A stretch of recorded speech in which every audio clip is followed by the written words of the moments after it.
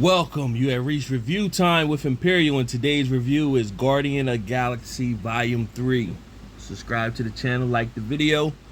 Let's get into it. So this is the trilogy, the third installment of the Guardian of the Galaxy since it originally came out. Was surprisingly, those of us novice comic book, we ain't know what comic book watchers, we didn't know what Guardians of the Galaxy was, and we tuned in and we thought it was a good movie, and we followed it through everything, all of the Avengers and everything like that. Now that brings us to the final installment, just to send it off on a nice cap for Volume 3. Let's go over the cast and get that out the way. So you got Chuck Woody plays as the High Evolutionary. Bradley Cooper plays as Rocket. Dave Bautista plays as Drax. You got Palm Clementif plays as Mantis. Karen Gillian plays as Nebula. Vin Diesel plays as the voice of Groot. You got who am I missing? Chris Pratt, of course, Star-Lord. Peter Quill. Sean Gunn plays as the Kraglin. Then you also have anybody else I'm missing. Nico Santos plays as the Recorder, Theo.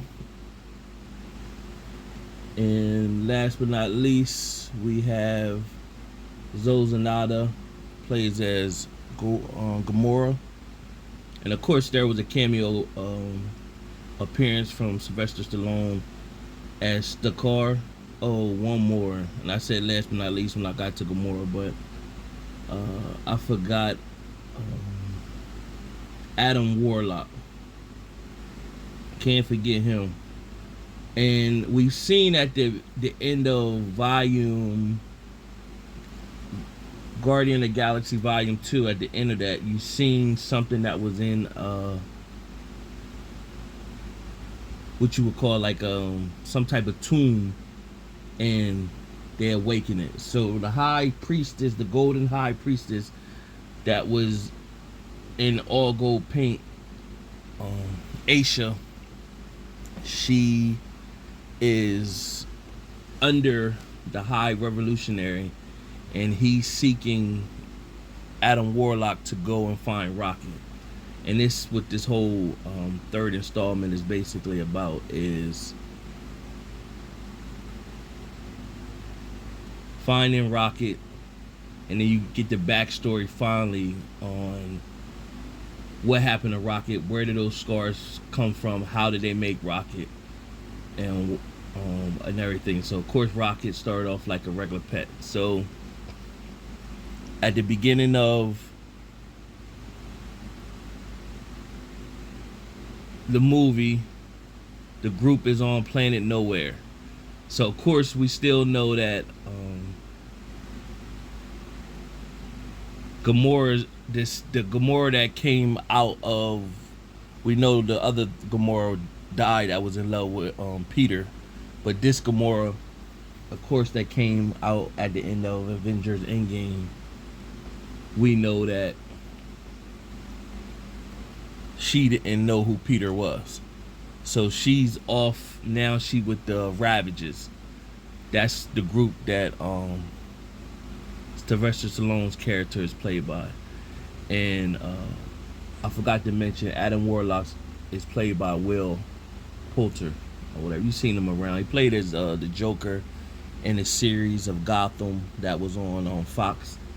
But nevertheless, so they Planet Nowhere is where the Guardians are at, and you just got Rocket reminiscing on his prior life, and he's looking down at this gadget that you don't know what it is, and you're gonna find out later.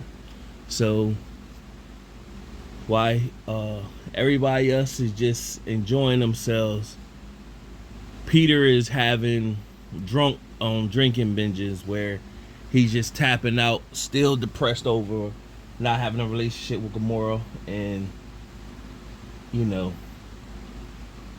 not doing well. So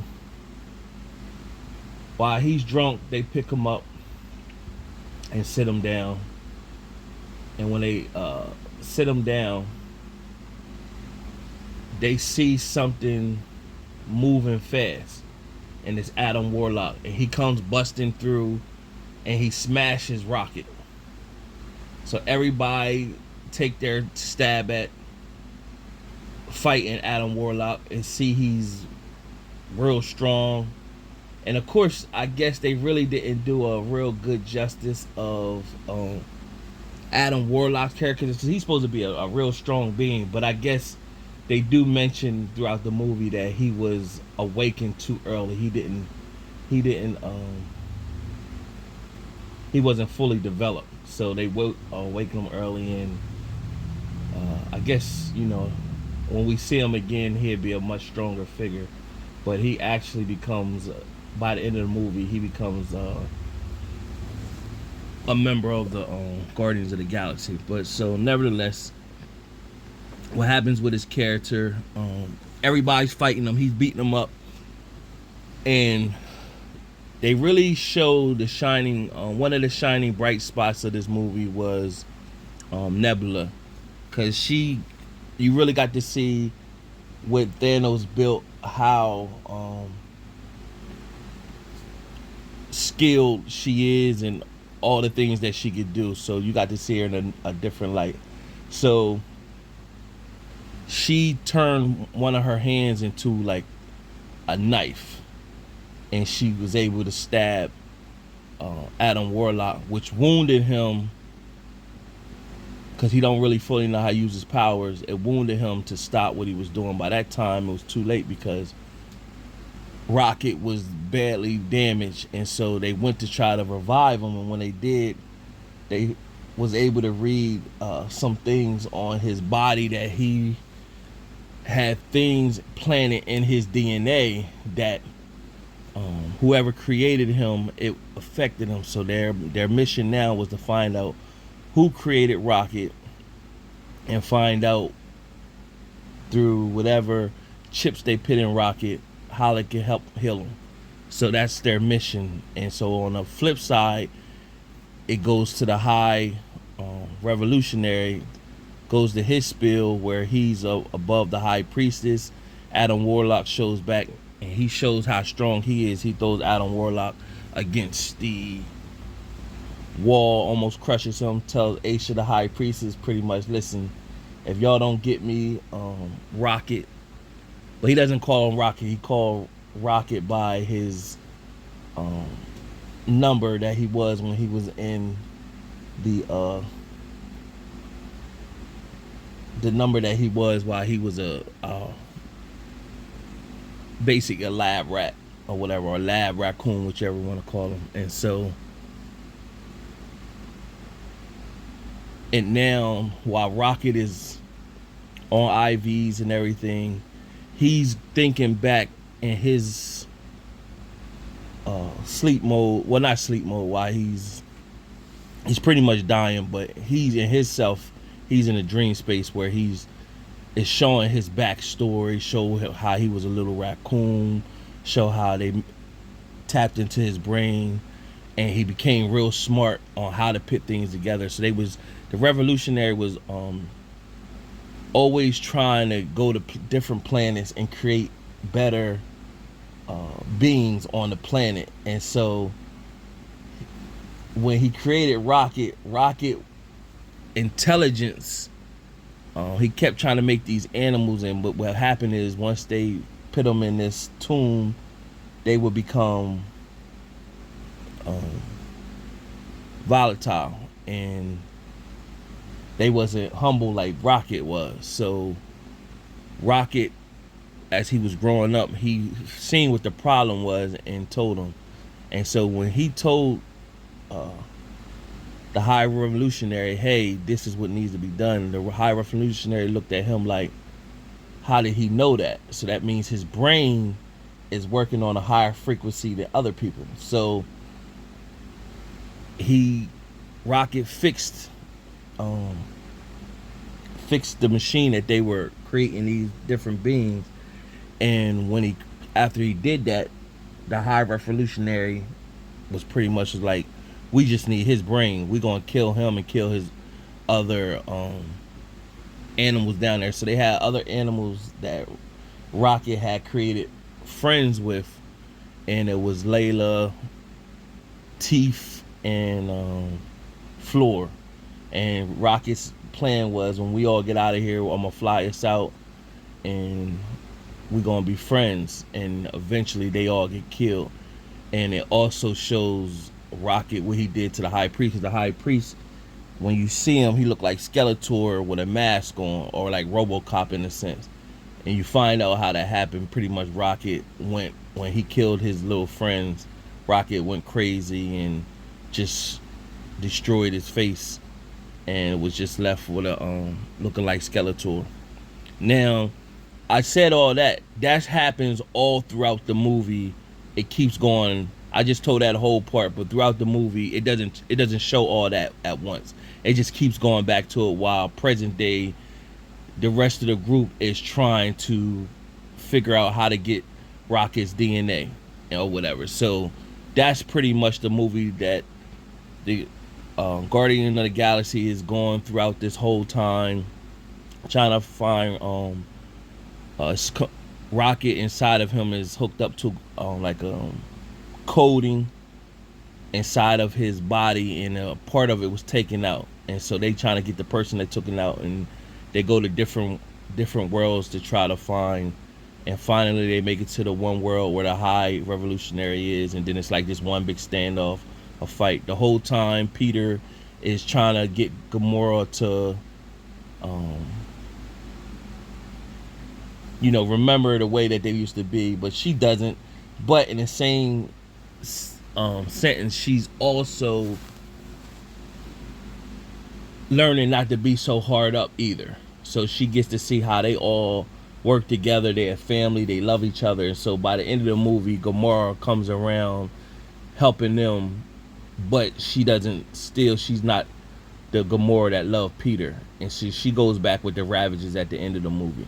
And so by the end of the movie, of course, they find Rocket's coding that was taken out so it could help him live, got him back to health. But now they had to go back to the High Revolutionary. By this time, Adam Warlock, he's still trying to find himself, and the High Priestess that was his mother, she got killed by the High Revolutionary on one of the worlds he destroyed. And so by the end of the movie, Adam Warlock, Groot saves him. And so when Groot saves him, he asks Groot, "Why did you save me?" And then Groot was like, "I am Groot," but he was basically saying, everybody deserves a second chance, everybody deserves to live, or whatever. So you see Groot, baby Groot, and now we had teenage Groot, and now we got man Groot, or whatever. There is 2 post-credit scenes in this movie. The first one is pretty much showing the new galaxy, the Guardians of the Galaxy. So by the end of the movie, Peter retires and basically said he remembered his grandfather and his mom. His mom, of course, passed away at the time that he was taken when he was 8. But they were telling him he should go check. Mantis was telling him that he needs to go check and see, his grandfather or whatever, see if he's still alive. And so by the end of the movie, that's where he basically retires from being a Guardian of the Galaxy member and goes sees his grandfather. So the first post-credit scene, the last post-credit scene is him eating cereal with his father, and then it comes up on the screen, Star-Lord will return. Now you have the first post-credit scene shows the new Guardian of the Galaxies. Now they appointed Rocket to be the leader, the new commander, and then from Rocket, you got Adam Warlock. He's on the team. You got the Kraken. That's the one with the pole that can shoot through people.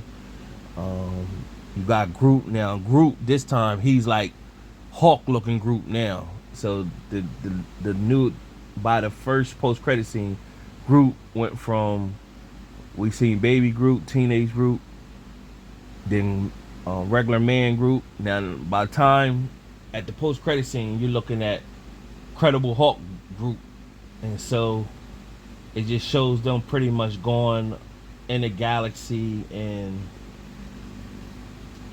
pretty much shows them going to galaxy, helping other planets, with Rocket being the leader. And they had so also the High Revolutionary was making a new planet with a bunch of kids, and he wanted Rocket's brain so he could put into the kids, and those kids end up going into the new planet Nowhere. Drax pretty much retired from the Guardian of the Galaxy, where he just gonna be like help Nebula on Nowhere, planet Nowhere, and help them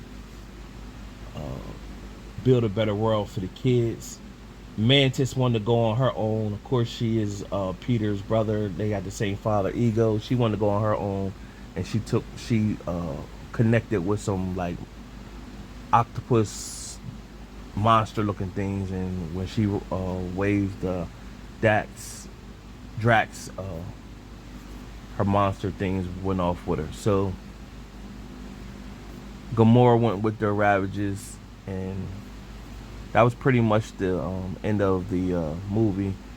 I'm pretty sure they're going to build Adam Warlock's character to be more involved and more show that his abilities, because he was supposed to be like a serious character in the comic world. Good fight scenes. It was a good ending to the trilogy.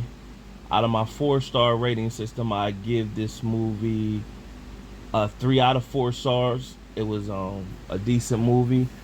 However, I'll be watching other like people who did the reviews to find out how did this push the Marvel MCU forward. I didn't really see nothing in there to show that it was pushing anything forward. Just basically showing the cap of the trilogy and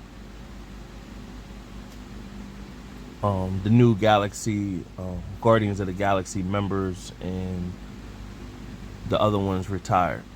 So nobody died. I thought one of them was going to die at the time, so nobody died though. That of the Galaxy members or whatever. And the High Revolutionary, they could have killed him. Rocket could have killed him at the end, but he decided to spare his life and say basically that I'm a guardian, and so that's why he's not gonna kill him. But other than that, stay tuned for the next review. Till next time.